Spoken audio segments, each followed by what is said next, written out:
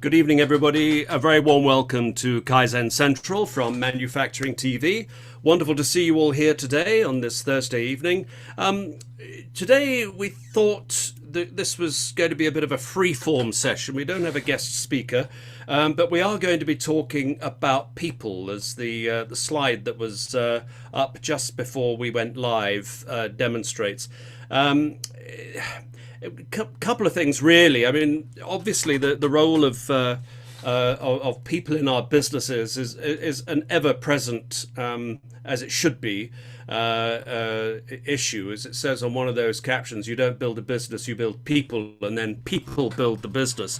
But it's a constant conundrum, to my mind, that we seem so poor in this country at understanding people and their role in business, and how we can possibly get the most out of people, and get the most into the business. And I mean, the choice of words I used just then, maybe that's a poor choice of words. Get the most out of people. I'm not certain. We can parse these things endlessly, but I'm also intrigued by the end of furlough coming up and what that's going to mean.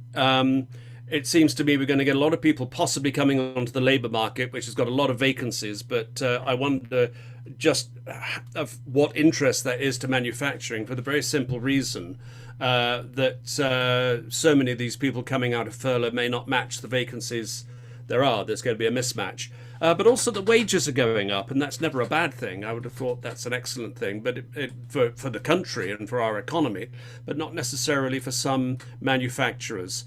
So the floor is absolutely open on this. I'm keen to hear from people their views. What I'd like to lead up to at some stage is some sense of what could be done if we agree that people management in this country is not good, particularly in manufacturing or not.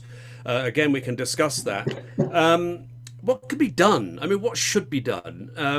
What should we be advocating? What policy changes should we be advocating? Or not necessarily policy, what should we be doing as a sector? And what can we advocate to our colleagues in the sector? I have no preconceived ideas about who's going to kick this off.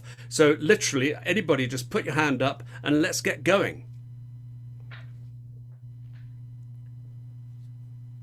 Okay, always trying to get that first. There we go. Liam, very warm welcome, and welcome to your first Kaizen Central. Excellent to see you. Well, thanks again for inviting me, Nick. I'm delighted to be here, and hello to everybody. I've been around for quite some time in this world of manufacturing. I pretty much grew up in it, and starting off my working life in Dunstable with the AC Delco division of GM, and then moving down to London a little bit later, and then moving back to Ireland, and then moving to a lot of places. And just something that you touched on earlier, Nick, the application of lean, which for me is just the most wonderful way to transform an organization or any business. It's not just manufacturing. The failure rate is so high. If you tell people the failure rate, you'd wonder why you would bother. But they were saying it was over 70% for a long time there. But I suspected from working and being on many sites all over the place, the failure rate was much higher. But you will know, those of you who work in organizations, that organizations don't easily admit the failure, at least not externally, and sometimes not even to each other.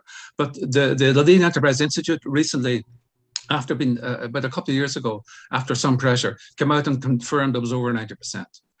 And why is that so? Well, and the failure rate is not just in the UK, it's everywhere. I've been around since the 70s, and to me, leadership today is worse than it's ever been in my lifetime. I don't know for sure why that is, but I have my own thinking about it. I think it's social media, modern thinking, changes, political correctness,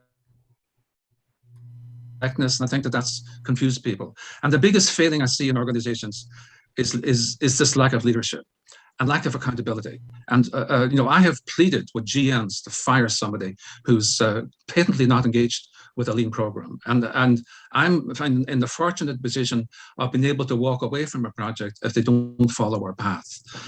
Not everybody can do that, and I well understand it. But why organizations will carry people who are not performing is beyond my comprehension. It's a failure, it's a total failure of leadership.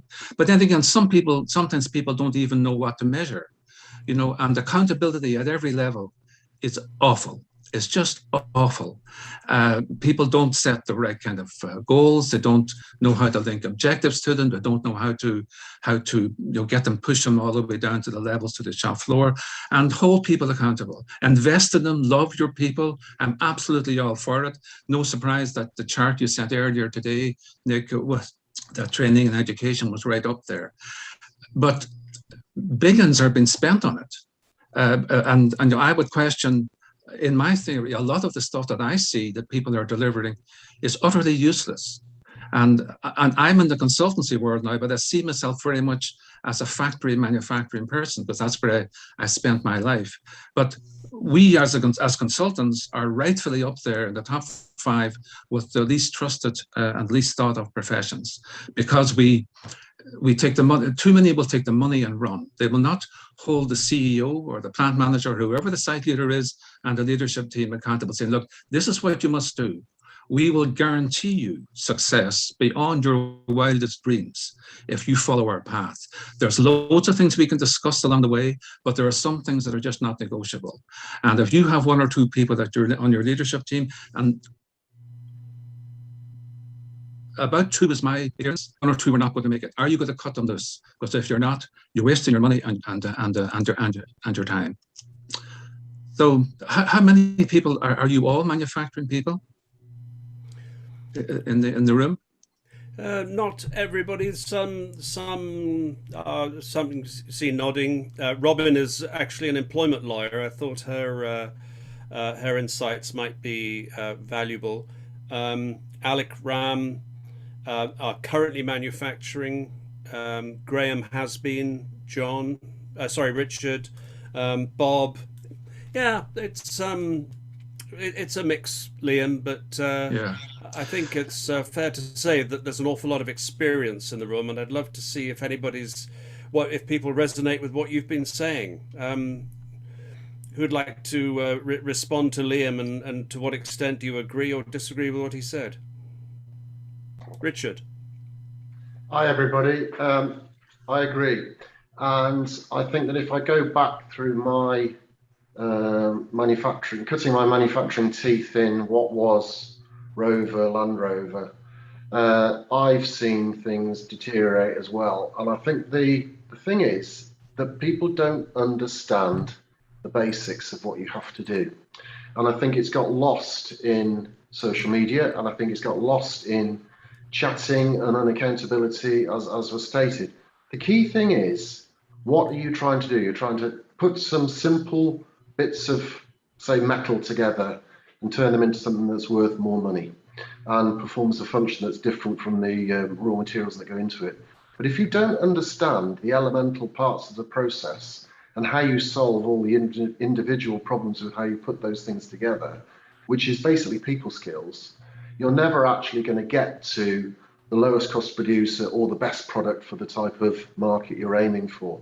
And I think that's been lost. And it basically comes back to the lean manufacturing approach of looking at the elemental value adds. And if you do that, that then concentrates on teams, skills, and the ability to build something that's going to add value to the customer without having all the rubbish. And if you want to talk about rubbish, which is what a lot of people do, you don't actually take the product any further forward. And lean concentrates you on the basics of what you have to do. And if you do that, it then says you have to solve problems, and to solve problems, you need the best people.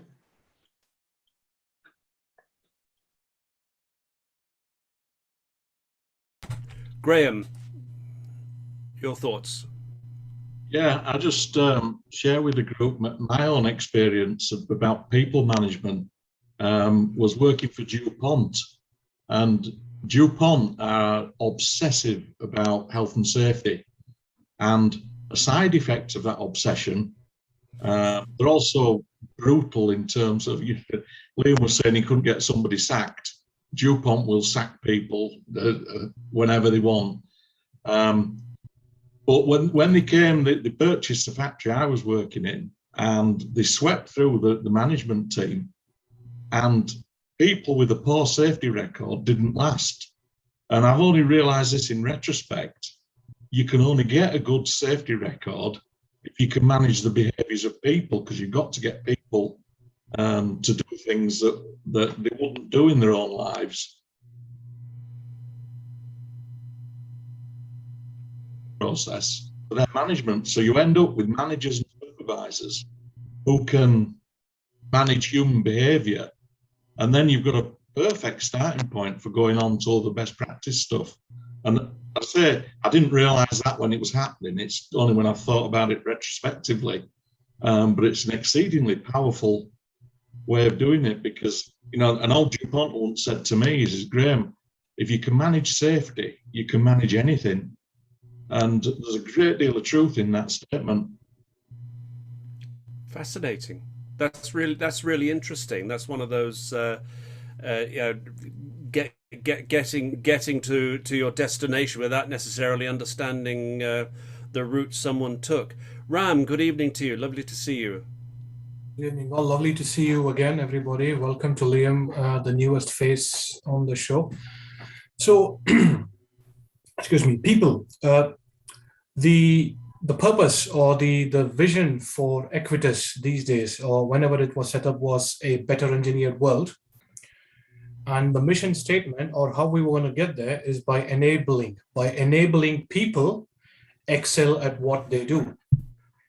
Now, it sounds quite glossy and glamorous when I say, oh, we want to enable people excel at what they do. But what the underlying message is, the only way in which people are going to excel in anything they do is if they are enjoying what they do, if they are reassured, if they are assured, and if they are secure and comfortable with what they do.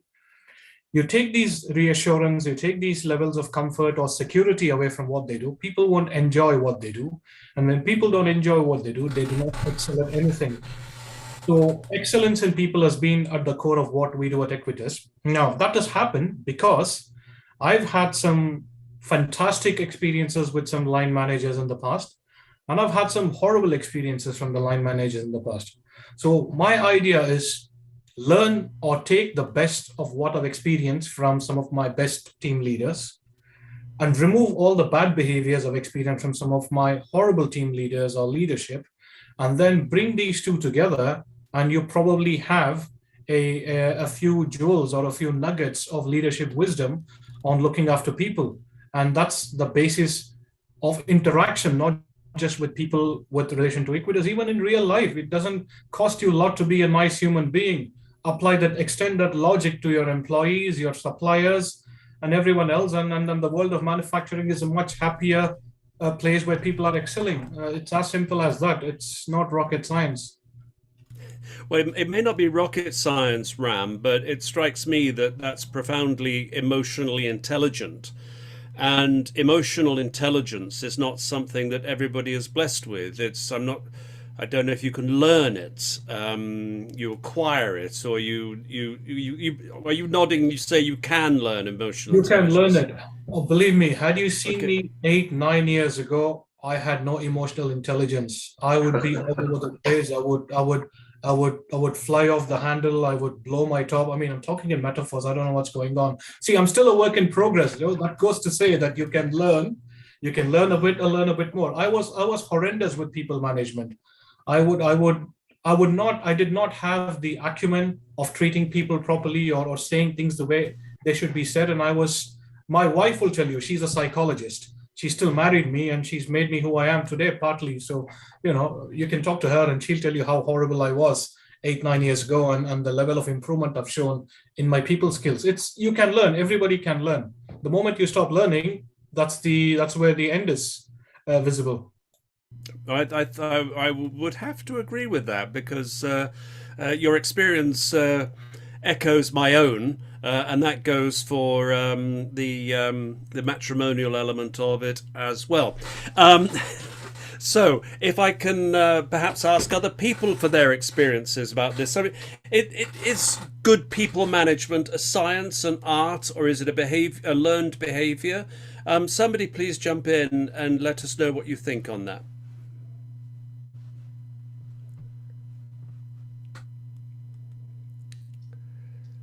I'll jump in. Good man.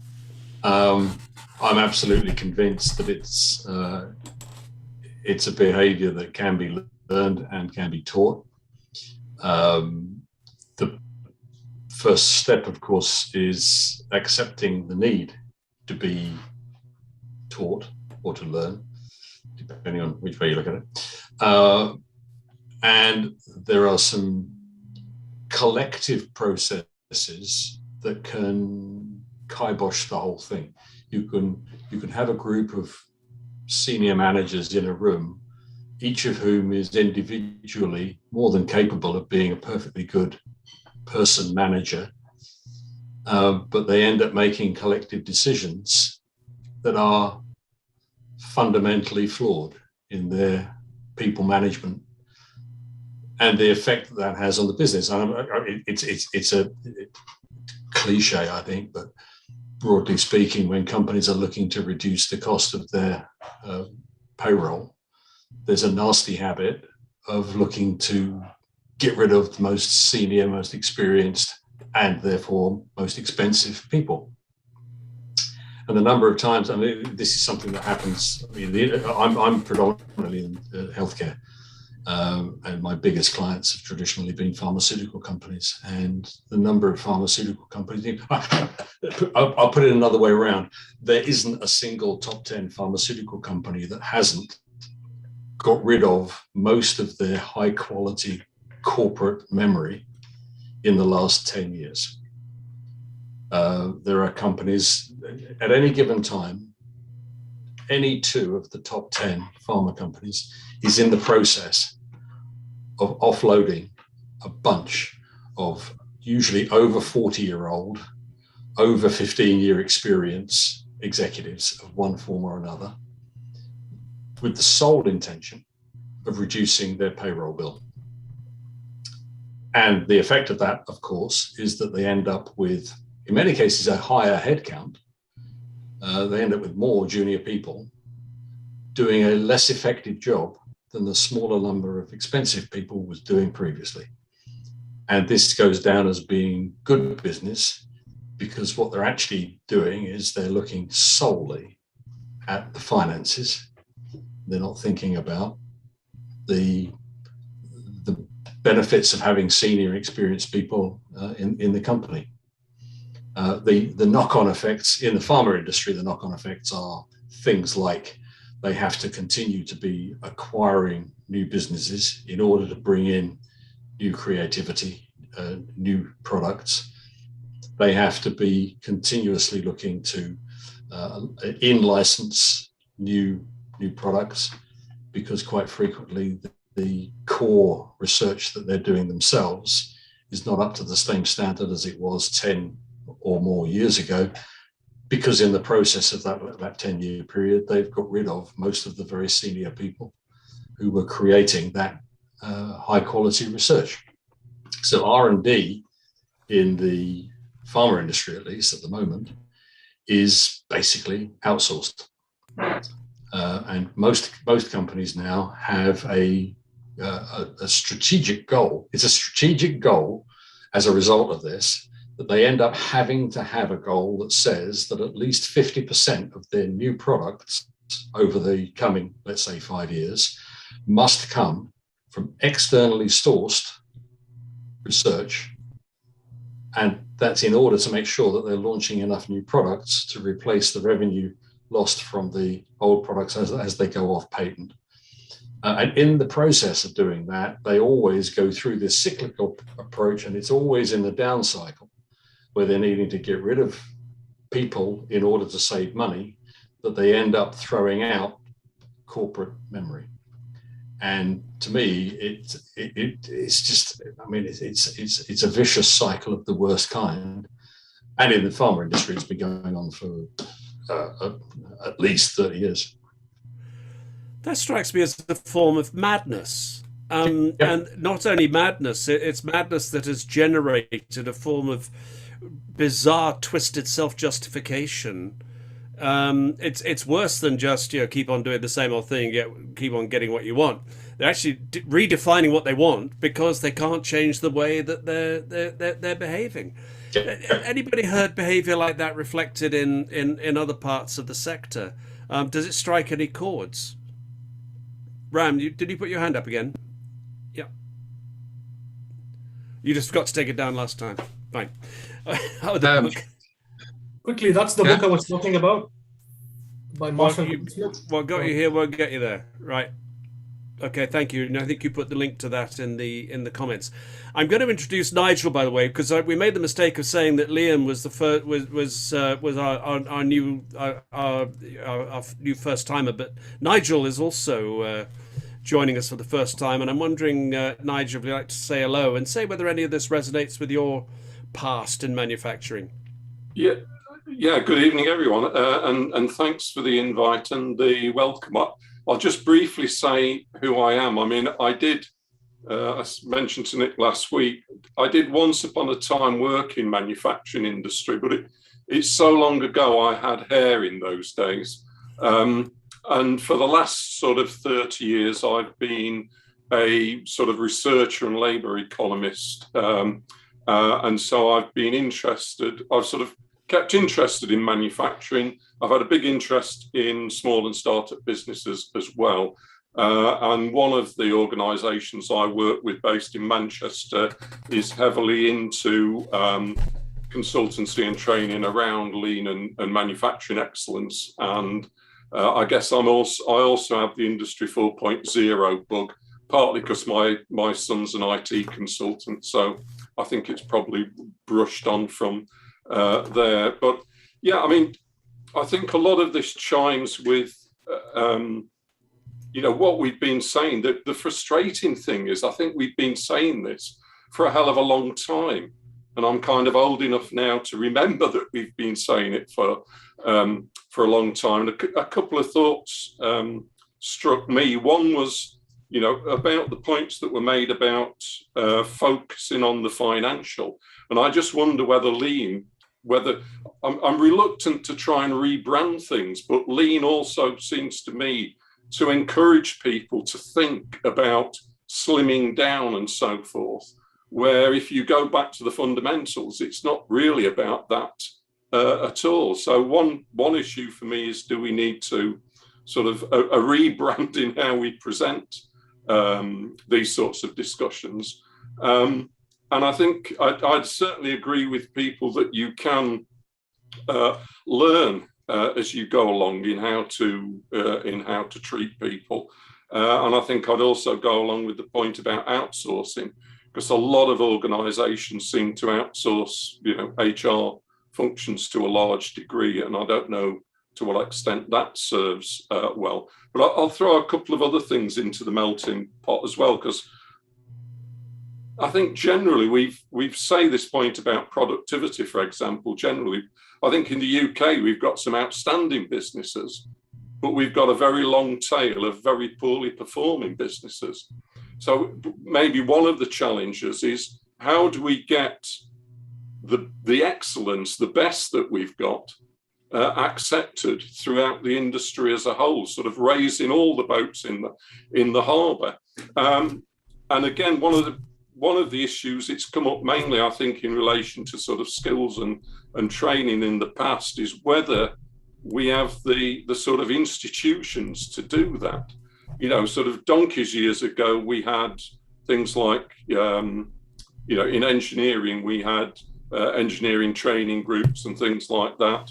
I see that, Centra have rebranded into Ingenuity now.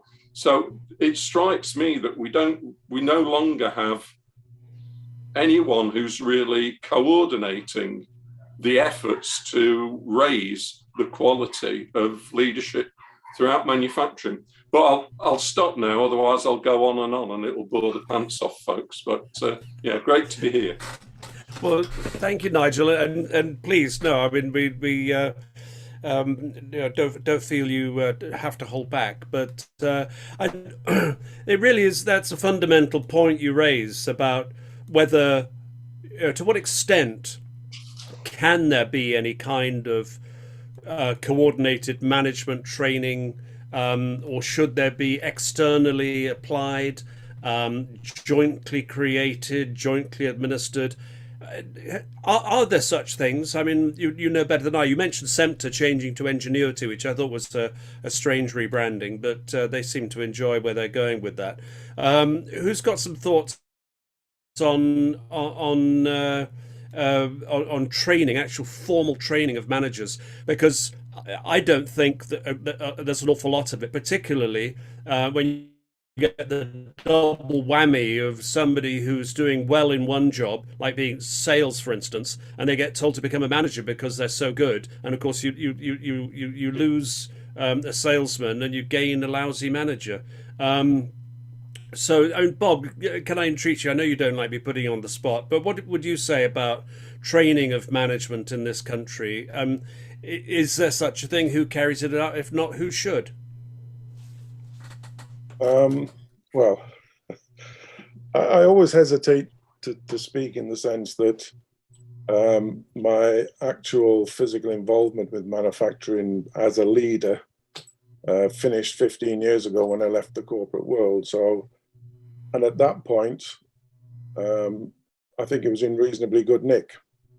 So when I hear all the stories about it being in not so good condition, I don't have that experience. The other reason I don't have the experience is for those past 15 years, or the best part of it, I've been a judge in the Manufacturing Excellence Awards every year. And I suppose I get exposed to people who, even if they are not the best, are ambitious enough to try and be better than they are now. So I get a kind of biased perspective of what British manufacturing is about. And there are some absolutely brilliant companies out there who year on year advance their performance, their capabilities, their insights, their commitments. So I understand that there will be corporations, there'll be sectors, there'll be industries. There's a kind of almost a corporate psyche about, almost from the kind of Americanisms of quarterly reporting, that everything is short term.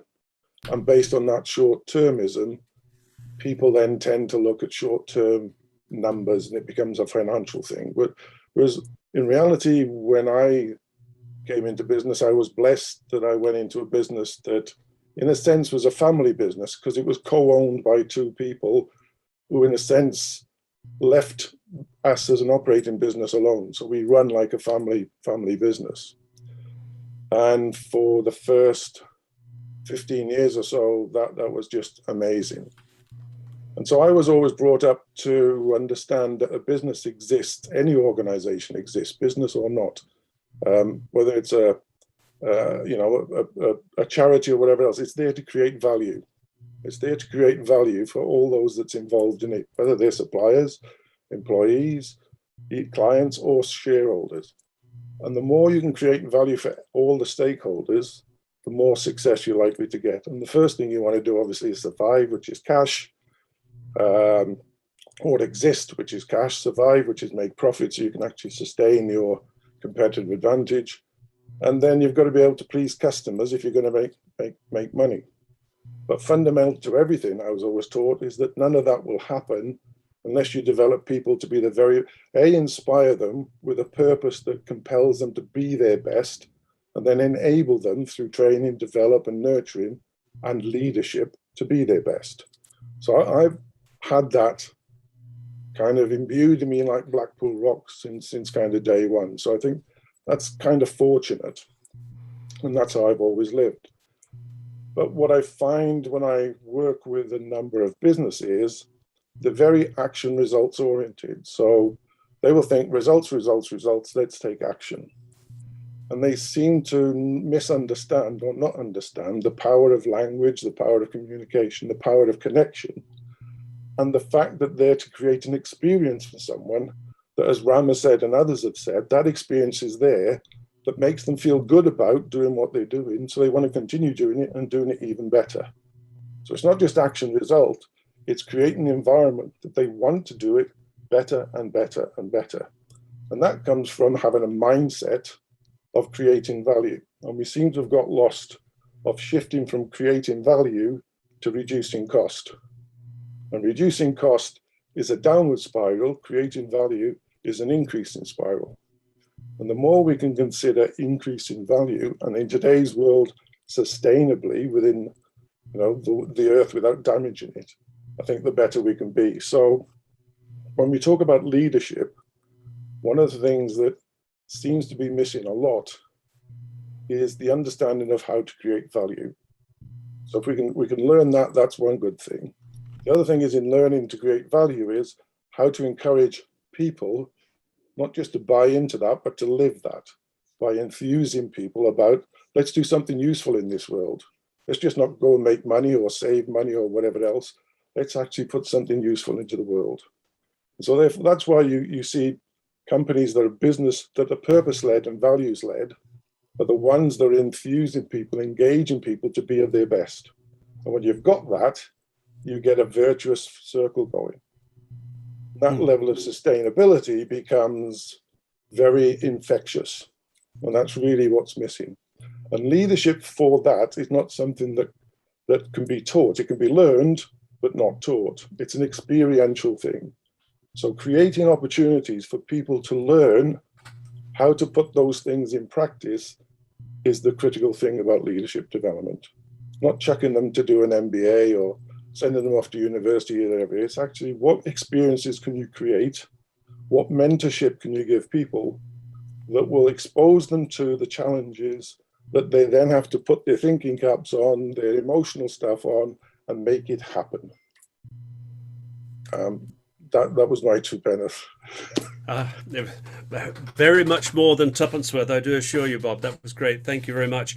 There's an interesting little paradox that sort of popped up. We've heard about cost cutting, and we've heard obviously about lean, where lean is obviously about cost cutting, but it's about cutting waste, which is a cost cutting, but that's not about damaging value at the same time. I mean, if anybody put their hand up, please, but I want to bring Liam into this, because Liam and I were chatting earlier today, and I'd just like to put that paradox to you, Liam, if I may, about the difference between the sort of cost cutting, and you worked for an American company for a long time, the kind of cost cutting mentality for the quarterly reports, which is what Simon was describing, and the cost cutting that is just about enabling, or sort of trying to get as much waste as possible out to allow value to be added. Yeah, well, I've spent my life in multinationals as an employee. Now I still work with multinationals. So there is, I would say 20, 30 years ago in multinationals, if somebody went on assignment to run a site somewhere, they would be there for 5 years. Today, they might be there for 2 or 3. So too many of them are climbing the ladder and don't want to disturb things too much. They just want to deliver enough results that will suffice, but not do anything radical in case it might go wrong. I've noticed that's a big issue. Another issue is that sometimes people are on the way out to the door or close to retirement, and they don't want to overdo it either. Being a site manager is a demanding job if you're going to do it well. When I was running factories, I would be there at the turn of the shift to say goodbye and hello and to people. I would be there when we were doing our town halls. I would go in on a Saturday evening to speak to the weekend people. Lots of people won't do that or won't make that effort. And to me, also, there's common sense is in terrible decline, really serious decline, where people, very sensible people who outside of the workplace will make good decisions about their life and about their family, and you bring them together into a workplace and you get these crazy things that happen. So there's so much jargon around, and language has been reinvented all of the time. Like I said earlier, Nick, many of the best things that I learned as a young guy, have not changed, have stayed with me, and I use them today. It's about treating people with respect. It's about making people accountable, but making it very clear what it is that you expect from them. And this is one of the biggest missings that I see in life, that the senior manager often doesn't know what they're responsible for. I sit down with them, a client brings me in, I say, well, tell me what your top 5 things are. And, they don't have it like that. And I remember Jim Kiltz, who ran Gillette. He was the first outsider to run the Gillette company in Boston. And he actually sold us a few years later, turned us around, made us great again, and then sold us the P&G. But he said during that period, he said that if you ask someone why they come to work today at any level, and they can't clearly explain to you what they're accountable for and what they're going to deliver in 3 minutes, you have a problem. And that has also stayed with me because there's such muddled thinking around. And so many leadership teams that I work with don't know what are the right things to do. It's quite incredible. And just to talk about lean, I still think lean is just the best system or the best process or the best lean thinking in which to get things done, because it puts people right at the center. Of course, yeah, it's more with less. But what's wrong with that? You're delivering value. Somebody talked about value, for your customers. That's delivering real value to your customers. You get better, but people grow. I have seen people who never set foot on a college, on shop floor level, end up running factories simply because they come through the learning and the development that they get from working in a true lean system that's been applied, so that because they have a voice, they can air their concerns, it'll be listened to and responded to. Such a basic thing, such a basic thing. Why, how come people don't understand that? It's quite incredible to me. And we get nothing from the academics on this. Nothing. We get another book telling us how to be great, and meantime their own institutions are hellholes of demarcation and militant unions and everything. I fight with them all the time. I debate with them all the time. So it's my wife tells me I was a confused young man. Now I'm a confused older man, because I don't know why so many things are happening. I know how to fix them, and if somebody will give me the clearance and the green light to go fix, I will bring them a formula, and I will bring them a team of people that will give them results that they can only dream of. It's not difficult. It's not rocket science. Somebody talked about that earlier on. But it's just difficult to get them, because leadership, somebody said, they'll spend 60%, 70% of their time working on yesterday's issues every day. It's more than 80 in my experience. So, and that becomes a way of life. They get fired up by putting out a fire here and a fire there, and they get their adrenaline, mostly men, by the way, may I say. Whereas, that's not their job. Their job is to root cause that and fix it, so that it stops happening. And they should be working in the future. And this is what I preach all the time. You should be working on tomorrow's issues, walking around, listening to your people in a calm way, with processes humming along, people not running around, you're not doing changeovers that are not planned. All of this stuff. This is all possible. And I know many organizations that are performing like that. Every factory that I left behind me is performing like that. But why aren't there more like it? There's far more that are not like that. And yeah, I've seen it's not just in the pharma business where they purge their people regularly. The auto business decimated itself by doing that and doing it repeatedly. It's a form of suicide. So, there you go. There are solutions out there. We know how to do it, but not everyone will listen or buy into it or take the time. They're in this frantic merry-go-round. I said, get off that. Give us a chance here. Listen and start to and really involve your people and teach your people in the right way, and you'll have a wonderful organization. Well, one thing I take from what you said, Liam, and what others have been saying tonight, is that lean as a concept, it doesn't just apply to manufacturing, it can apply to, No. to other businesses as well. But it at least offers a framework. I mean, in the absence of what we'd call, any kind of teaching or external teaching framework, it's lean is a way. Obviously, it's got to be implemented properly, but at least it's a framework that demonstrably works.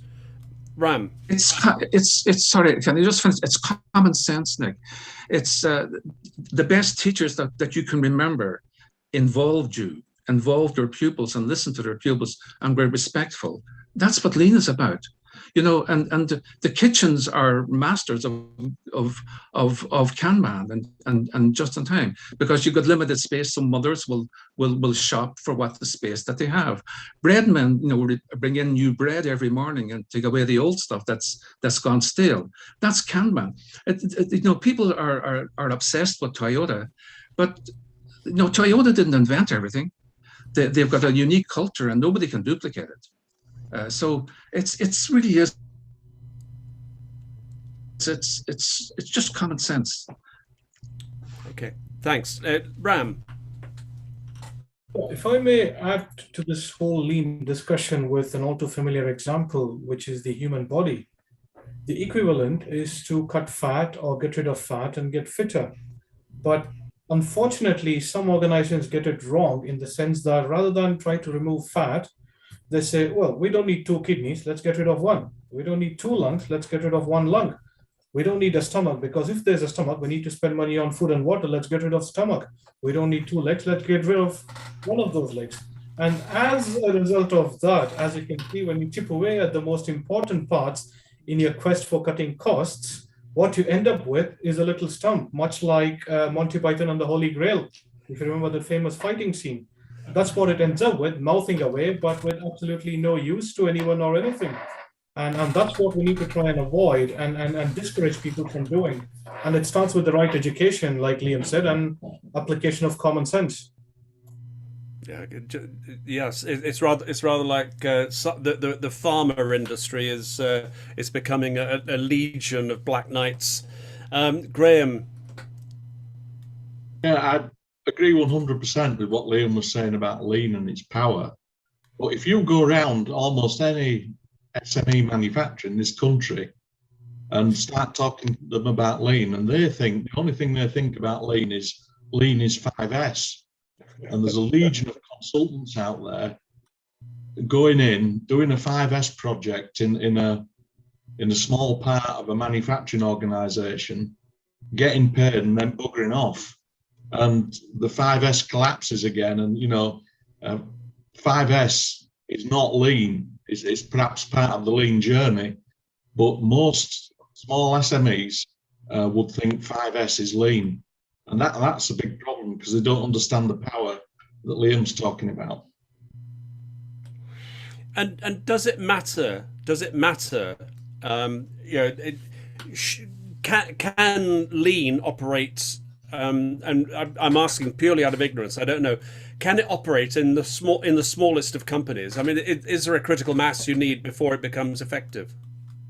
Absolutely not. But the thing you were talking about, paradox, earlier was cost versus value. Really, lean it's not a paradox, it's an abuse of lean. Like Graham's just talked about, people using 5S, which is a tiny element, a tool of lean, as that's what lean is, when in fact, that's a tool in a toolkit. It's not a skill, and it's certainly not a mindset. And when lean becomes embedded as a mindset, is developed as a capability, as a skill set, then the tools become relevant. Otherwise, they're just a waste of money, a waste of time and a waste of money. The same as most training is a waste of time and a waste of money. If all you want is information, there's this wonderful thing called Google. All education should be transformational. If it's not transforming somebody's ability, somebody's beliefs, somebody's mindset, it's not education, it's just knowledge. And knowledge by itself is not. All education should really be aiming for what I would call level 6 education. So the first thing is that most people will think of it as chuck information at people so they know it. That's not education, that's just knowing stuff. Then there's an understanding. So yeah, I can relate it to something and explain it in such and such a way. Then there becomes an application. So I can apply it and I can make it do something useful. Then I can analyze it and understand why it's doing something useful. Then I can evaluate, do I use this or do I use that in this exercise or that exercise? Then I can actually bring all these things together and create something new that's even more powerful, and that's synthesis. When we get to education that looks at synthesis, we truly create value. And that's the level of education we need to do. And that comes with experience. And that's what I'm talking about.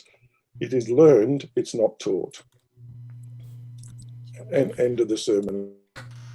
And if I can just draw another example on that, is, again, it happens a lot in healthcare, but it's also applicable to most other industries. People talk about having data as an end in itself. We've got lots and lots of data, therefore we can be more efficient, we can do better things, and so on and so forth. It's complete nonsense. If you don't have the ability to analyze and interpret and convert the data into value-based knowledge, then the data is simply a cost. And I'm already seeing situations where companies 10 years ago invested massive amounts of money acquiring data, failed to invest anything appropriate in the analysis and interpretation of the data, and are now getting rid of their data assets because they've decided that those data assets aren't actually valuable. And of course, to those companies, those data assets aren't valuable, but it's not because the data is not valuable, it's because they didn't put in the 2 extra steps necessary to turn the data into value. And I think the same is true with training, exactly as you say, Bob. If you can spend an enormous amount of money. I mean, I wouldn't employ a graduate MBA in anything other than a starting position. I would not assume that because they've got an MBA, they've actually got any knowledge at all about how to do any job just because they've got an MBA. If I find someone who's got 10 years experience, and during that 10 years, they went from high school to getting a degree to then doing a master's, and then gradually acquiring the formal training whilst at the same time acquiring real life experience in real jobs, doing a real thing that created value for their employers. Now I'm interested. Just one other small thing. I'm in the process of starting a new company, and all of the people I'm talking to as potential employees are over 45 years of age with in excess of 15 years experience in our industry. And every single one of them has been laid off by an employer who decided to get rid of them. I'm, from that perspective, I'm extremely happy that this is what companies do. But at the same time, it's just so frustrating because, of course, the companies that they came from are the companies that we're now trying to market our products to, and the people that we're trying to market the product to haven't got a clue what they're talking about because they've only been there for 3 minutes. So, but yeah, I completely agree that process of perceiving, generating, and understanding value is a much more complex thing than a simple structured training approach, for example. Robin. Thanks. I don't have the put your hand up icon. It's been really interesting listening to all of you speaking on these topics. As Nick said, I'm an employment lawyer, so I'm the person who ends up picking up the pieces when stuff goes wrong at you guys' end. And I have to say that, I've been nodding my head furiously throughout lots of what you've been saying, because so many things have rung true, and especially the dismissing of senior talent. My gosh, I have dealt with hundreds and hundreds and hundreds of senior employees who have basically been, shown the door, maybe 3, 4, 5 years from retirement. And that is probably the worst thing that could ever happen to somebody, because they are then perceived as too old to then to get an equivalent position in the same industry. I have lots of experience in these people, and listening to them down the phone. I feel like I do pastoral care as well as just legal advice, but it just seems to be part of the job, and it goes hand in hand with the callow youths who are then brought in to replace the more expensive older employees, who then go in and are so keen to impress the boss that they rub everybody up the wrong way. And you then get a spate of bullying and harassment, grievances, or heaven forbid, tribunal claims, if it can't be sorted out via HR's intervention. It's just, I just find it really interesting to see it from your perspective. Obviously, there's lots and lots of great ideas, and you all seem to know what you're doing or what should be done. I just wish more people, and I act for both employers and employees, so I do both sides of the coin. But I wish more employers were as switched on as to the need for proper training for their line managers, and the fact that old Carruthers may be the most expensive one on the payroll, but my God, he's really got things ticking over. It's usually as a result of shareholder pressure. We want a bigger dividend, so you guys need to cut costs, and it's usually the employees, and it's usually the older employees.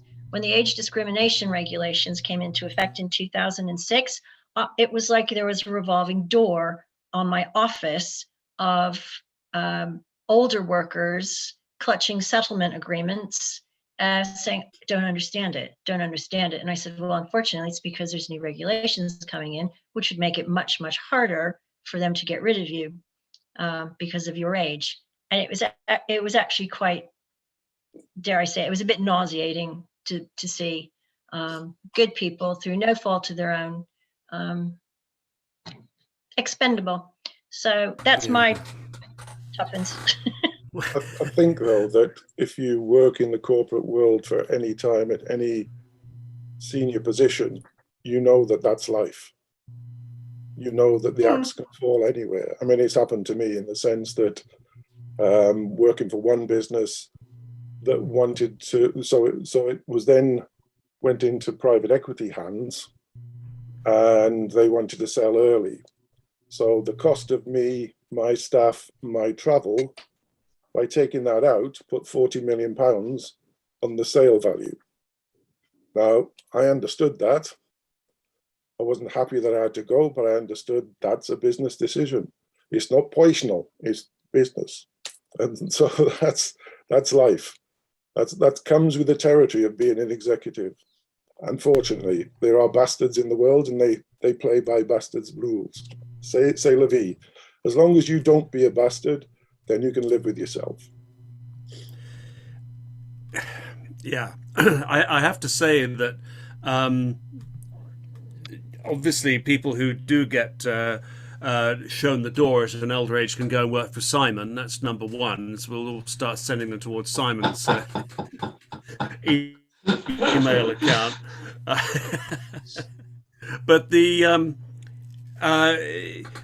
cynicism of it all, and the short-termism of it. I'm always struck by companies that encourage intergenerational mentoring. I think that